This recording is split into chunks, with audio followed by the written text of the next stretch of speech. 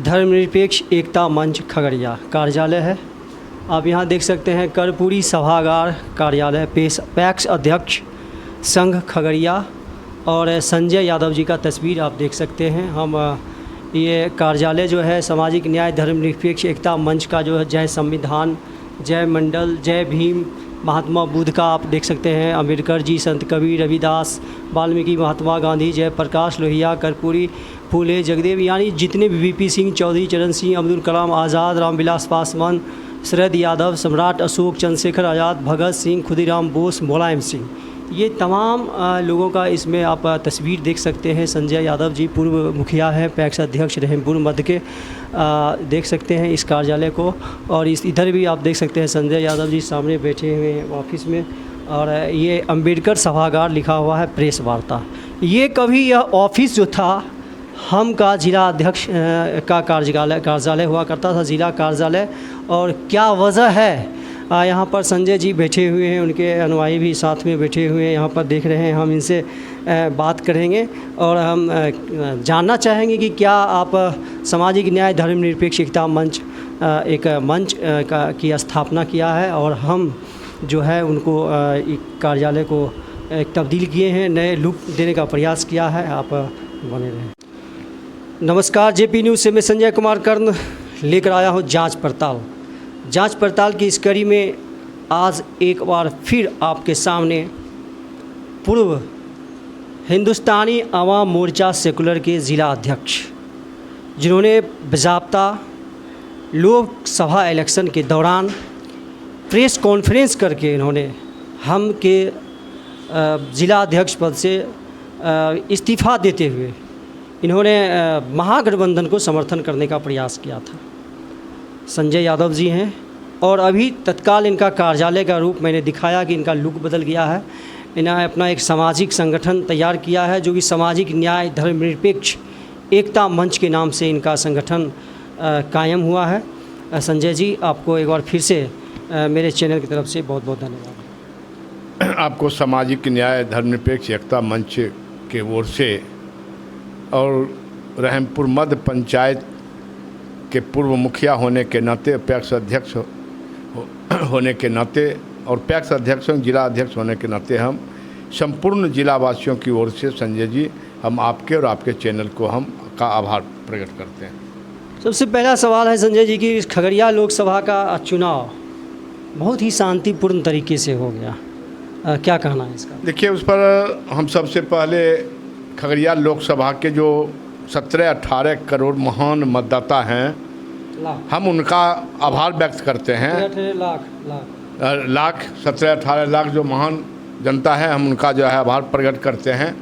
और खगड़िया लोकसभा में जितने भी हमारे निर्वाचन पदाधिकारी, जो जिला पदाधिकारी खगड़िया थे, उनके नेतृत्व में जे भी उनके कर्मचारी और पदाधिकारी थे, जिनके सानिध्य में खगड़िया लोकसभा चुनाव शांतिपूर्ण संपन्न कराया गया, इसके लिए हम अपनी ओर से और हम अपने संगठन की ओर से हम जिला प्रशासन के तमाम पदाधिकारी और कर्मचारी का भी आभार प्रकट करते हैं, जिनके नेतृत्व में खगड़िया का चुनाव शांतिपूर्वक संपन्न हुआ। संजय जी, इसी के साथ साथ एक सवाल है कि आपने जब हम जिला अध्यक्ष के पद से उसको इग्नोर करते हुए महागठबंधन के समर्थन में कैंपेन भी शुरू कर दिया था, तो उस बीच आपको महागठबंधन की तरफ से खास करके उनके प्रत्याशी खैर मकदम किया होगा, आपका वेलकम किया, स्वागत किया होगा कि आपने बहुत अच्छा कदम उठाया, बहादुरी भरा कदम। ऐसा कोई नेता प्रत्याशी सहित जो आपको कहा कि बहुत अच्छा काम किया है? नहीं, हम आपके चैनल के माध्यम से हम बताना चाहते हैं कि जब 29 तारीख को हम लोगों ने हिंदुस्तानी अवाम मोर्चा के अधिकांश जिला पदाधिकारी और अधिकांश प्रखंड अध्यक्ष जब इसी कार्यालय में बैठ करके हम लोगों ने महागठबंधन के जो नेता हैं, आदरणीय राहुल गांधी जी, आदरणीय तेजस्वी यादव जी, आदरणीय ममता बनर्जी, अखिलेश यादव जी, इन्होंने जो संविधान बचाने, लोकतंत्र बचाने के लिए जो एक इंडिया गठबंधन बनाया और उनका जो नारा था कि हमारी सरकार बनेगी तो हम 200 यूनिट बिजली फ्री करेंगे, किसान के MSP रेट को हम जो है वो सरकारी दर्जा देंगे हम प्रत्येक महिला के मुखिया परिवार को जो है हम 1 लाख रुपया सालाना देंगे।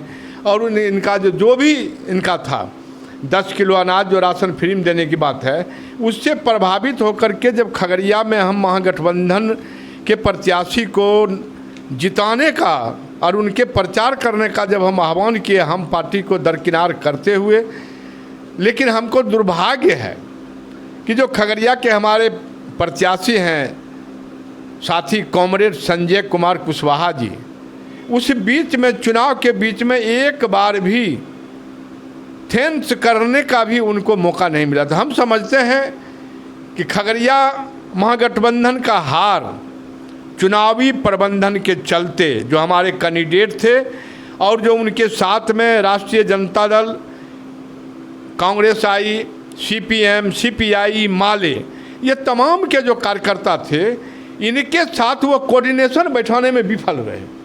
और कोऑर्डिनेशन बैठाने के चलते खगड़िया में इंडिया गठबंधन का हार हुआ। इसका जीता जागता उदाहरण है आदरणीय कृष्णा यादव जी 2014 में चुनाव लड़ी, 2,34,000 वोट लगभग लाई।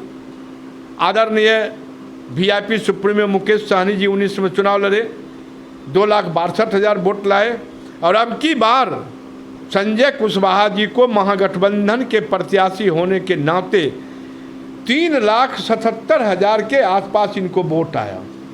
और हम समझते हैं कि लगभग 1,800 बूथ है खगड़िया लोकसभा में, 1865 और 1,800 बूथ में अगर कोऑर्डिनेशन इनका बढ़िया रहता, प्रत्येक बूथ अगर हम सिर्फ 5% हम अपने वोटर को बढ़ा लेते तो हमारी हार यहाँ नहीं होती। हमारी हार हम निश्चित रूप से यहाँ के जो प्रत्याशी हैं महागठबंधन के, उनके कुप्रबंधन के चलते जो गठबंधन के कार्यकर्ता थे वो निष्क्रिय थे, जिसके चलते महागठबंधन का यहाँ हार हो गया। चलिए, निष्क्रियता की वजह से, कुप्रबंधन की वजह से उनकी हार हुई है महागठबंधन की। आप अभी जो है कुछ ही समय बाद नरेंद्र मोदी जी तीसरी बार शपथ ग्रहण ले रहे हैं, लेकिन बीजेपी, खास करके बीजेपी पार्टी को पूर्ण बहुमत नहीं मिला है।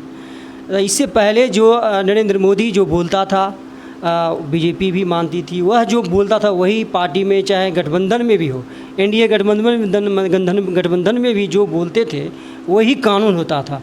तो क्या लगता है आपकी बार कैसा रहेगा नरेंद्र मोदी जी का शासन? आपके चैनल के माध्यम से आदरणीय प्रधानमंत्री जी को हम कहना चाहते हैं, उन्होंने चुनाव से 4 महीना पहले भारत के जो आत्मा है लोकसभा सदन, उस सदन में कहे अब की बार मोदी सरकार 400 पार।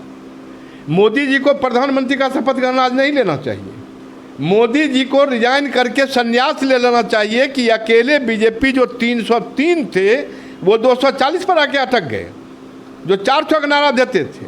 इनको प्रधानमंत्री अगर तनिक भी हमारे आदरणीय प्रधानमंत्री जी के अगर अंदर आत्मा में नैतिकता नाम का कोई सवाल था, इनको रिजाइन करके संन्यास लेना चाहिए कि अगले बार 14 में भी मोदी का सरकार था, 19 में भी मोदी का सरकार था, और अब की बार इस देश के महान जनता ने मोदी भारतीय जनता पार्टी को नकार करके NDA का सरकार, आज जो 7:15 बजे शपथ ग्रहण होगा वो NDA का शपथ ग्रहण होगा, मोदी सरकार का शपथ ग्रहण नहीं। यानी मोदी जी का वो क्लेवर अब की बारी सरकार में नहीं दिख रहा। मोदी जी का क्लेवर, क्योंकि मोदी जी के जुमलेबाजी से और उनके सहयोगी अमित शाह के जुमलेबाजी से इस देश की जनता त्रस्त थे।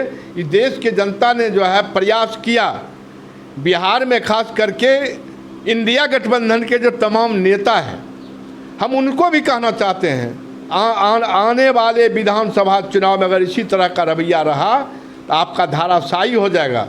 क्योंकि यूपी में मान लिया अखिलेश यादव जी जिस तरह से स्वीप किया, उस तरह से बिहार में तेजस्वी यादव भी स्वीप करते, लेकिन यहाँ टिकट बंटवारे में विलम्ब हुआ, सीट शेयरिंग में विलम्ब हुआ, नामांकन शुरू हो गया, तब यहाँ सीट शेयरिंग, तब चुनाव को उम्मीदवार का घोषणा होता। तेजस्वी जी कुशवाहा पर आंख मूंद करके भरोसा किया है, उनका प्रतिफल। तेजस्वी जी जो कुशवाहा पर भरोसा किया या और जात पर किए, वहाँ तक बहुत हद तक वो उन्होंने जातीय समीकरण को साधना चाहा। अगर यूपी के तरह 2 महीना पहले, 1 महीना पहले अगर चुनाव गठबंधन का उम्मीदवार घोषित हो जाता और जो जितने नेता थे महागठबंधन के, कांग्रेस के हो, सीपीआई को हो, सीपीएम को हो, इन तमाम लोगों को जो है रूम में कैद करके इन लोगों को बैठा के तेजस्वी जी और पार्टी के लोगों ने रखा। अकेले तेजस्वी जी थे। राष्ट्रीय जनता दल जो है 76-77 एमएलए हैं।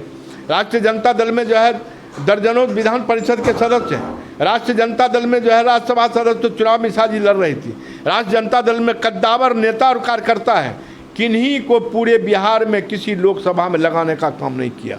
उसके बाद हम आपके चैनल के माध्यम से कहना चाहते हैं कि आदरणीय पप्पू यादव जी जब पूर्णिया में निर्दलीय लड़ने का बात किए तो तेजस्वी जी को उस तरह से पूर्णिया में कैंप नहीं करना चाहिए। अकेले पप्पू जी के वजह से महागठबंधन अररिया हार गया। अकेले पप्पू जी के वजह से महागठबंधन बगल में सुपौल हार गया।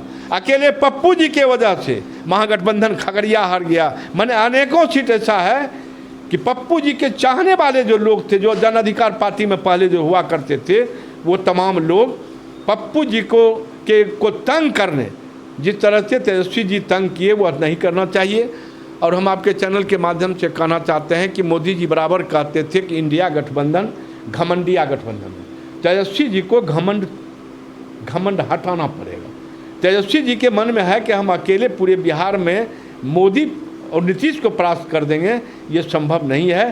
तेजस्वी जी को बिहार में परास्त करने के लिए समाजवादी नेता देवेंद्र सिंह यादव जी, सामाजिक नेता पप्पू यादव जी, ऐसे लोगों को साथ लेकर के सभी भेद विभेद को मिटा करके आगामी विधानसभा जो 25 होने वाला है, अगर ऐसे लोगों को सारा भेदभाव मिटा करके अगर तेजस्वी जी संपूर्ण जनता दल, जो पुराना जनता दल थे, जो बहुत लोग अभी सोए हुए हैं, उनको साथ लेके चलेंगे तो बिहार में 2/3 बहुमत से सरकार इंडिया गठबंधन का बनेगा। लेकिन अगर अभी इसी तरह जो लोकसभा में अकेले तेजस्वी जी पूरे बिहार का दौरा किए, अगर अकेले वो चाहेंगे कि बिहार में नीतीश और मोदी जी को पछाड़ देंगे, तो हम समझते हैं ये संभव नहीं है। ये संभव नहीं है, उनको घमंड को त्यागना पड़ेगा। अभी जो एनडीए गठबंधन की सरकार बन रही है, बिहार को 8 मंत्री मिलने जा रही है। 8 मंत्री, अभी तक जो रिपोर्टिंग है कि 8 मंत्री, उससे ज़्यादा भी हो सकता है। तो आप सामाजिक न्याय धर्मनिरपेक्ष एकता मंच खगड़िया के द्वारा आप अपने स्थानीय सांसद से, आप अपने चिराग पासवान जी से, आप अपने हम सेकुलर के अध्यक्ष माननीय जो संरक्षक हैं जीतन मांझी जी से, नीतीश कुमार जी से, आपका क्या डिमांड रहेगा आप अपने खास करके खगड़िया क्षेत्र? देखिए, सबसे पहले हम इस देश के नागरिक हैं और इस देश में सबसे पिछड़ा हुआ राज्य बिहार है। हम खगड़िया से पहले बिहार की ओर आपके चैनल के माध्यम से हम कहना चाहेंगे, आदरणीय सम्मानित हमारे नेता नीतीश कुमार जी जो बिहार के मुखिया हैं, मुख्यमंत्री हैं, और पूर्व मुख्यमंत्री हम के संरक्षक आदरणीय जीतन राम मांझी जी, और लोजपा रामविलास के राष्ट्रीय अध्यक्ष आदरणीय चिराग जी, इनके बदौलत अब की बार सरकार है। मोदी का सरकार नहीं है। नीतीश जी, चिराग जी और मांझी जी के बदौलत सरकार है। तो हम चाहेंगे कि सबसे पहला मांझी जी भी कहा करते थे, नीतीश जी भी कहा करते थे कि बिहार को विशेष राज्य का दर्जा दीजिए। अब तो कम से कम जो है नीतीश जी को जो है अपन सरकार में है और इनके बदौलत सरकार है। तो सबसे पहले बिहार को विशेष राज्य का दर्जा दिलावें, विशेष राज्य को पैकेज दिलावें। और बराबर जो है नीतीश जी कहा करते थे कि बिहार में एक भी सेंट्रल विश्वविद्यालय में केंद्रीय विश्वविद्यालय नहीं है, तो बिहार में विश्वविद्यालय खुलवाने का काम इन्होंने ये करें।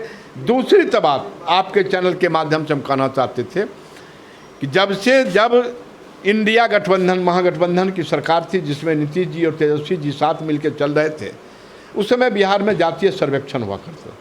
जातीय जनगणना करने का अधिकार राज्य को नहीं है, तो इन्होंने एक रास्ता निकाला जातीय सर्वेक्षण का, और जातीय सर्वेक्षण करके इन्होंने पूरे बिहार में जो है 14 करोड़ जनता का जो आबादी लिया कि किस जात का क्या आबादी है, उस हिसाब से इन्होंने 75% आरक्षण देने का काम किया। हम नीतीश जी, चिराग जी, मांझी जी से हम आग्रह करना चाहेंगे, निवेदन करना चाहेंगे कि आप सरकार में हैं, और सरकार में ही नहीं है, आपके बदौलत सरकार है। आप सरकार के पहले कैबिनेट में बिहार को विशेष राज्य के दर्जा, बिहार में केंद्रीय विश्वविद्यालय और जो बिहार में जो जातीय सर्वेक्षण हुआ, इसको अनुसूची 9 में शामिल कराते हुए पूरे देश में जातीय जनगणना कराने का काम ये लोग करें। अगर ये लोग जब पूरे देश में जातीय जनगणना कराने का काम नहीं करेंगे, CAA और NRC जो एक भाईचारा का बंटवारा करता है, वो जो मोदी लाना चाहते थे, उसको ये समाप्त करें। और ये तमाम चीज़ों पर अगर ये तमाम नेता नहीं करेंगे तो आने वाला चुनाव में बिहार का जो मतदाता और बिहार का आम आवाम ये सारे नेताओं को माफ़ नहीं करेगा।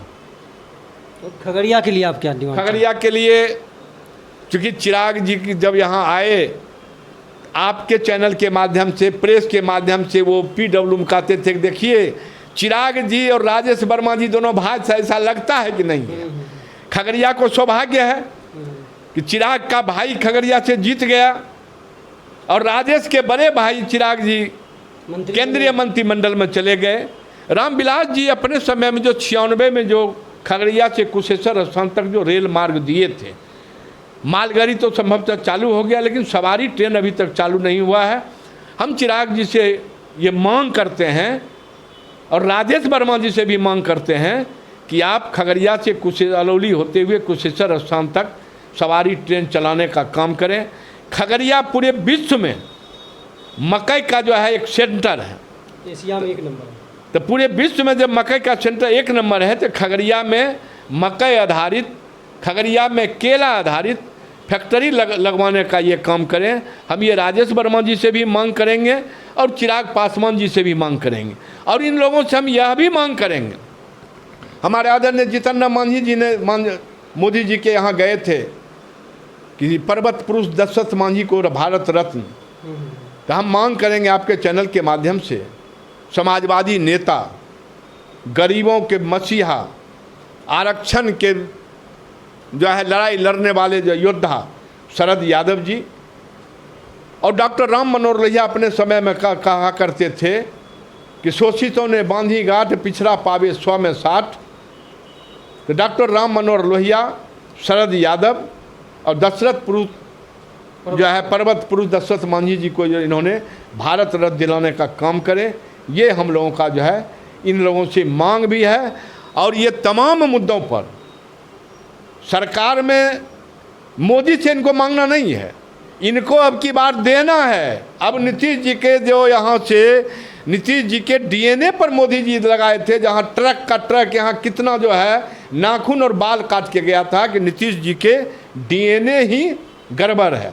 अब तो नीतीश जी के DNA जो गड़बड़ है वो DNA के साथ मोदी जी हैं, मोदी जी के साथ नीतीश जी नहीं हैं, नीतीश जी के साथ हम मोदी जी हैं। इसलिए हम नीतीश जी, चिराग पासवान जी और आदरणीय नेता जीतन राम मांझी जी से हम मांग करते हैं कि बिहार को विशेष राज्य का दर्जा, शरद यादव, डॉक्टर राम मनोहर लोहिया और दशरथ मांझी को जो है भारत रत्न, और खास करके खगड़िया हमारा 7 नदी से घिरा हुआ जिला है।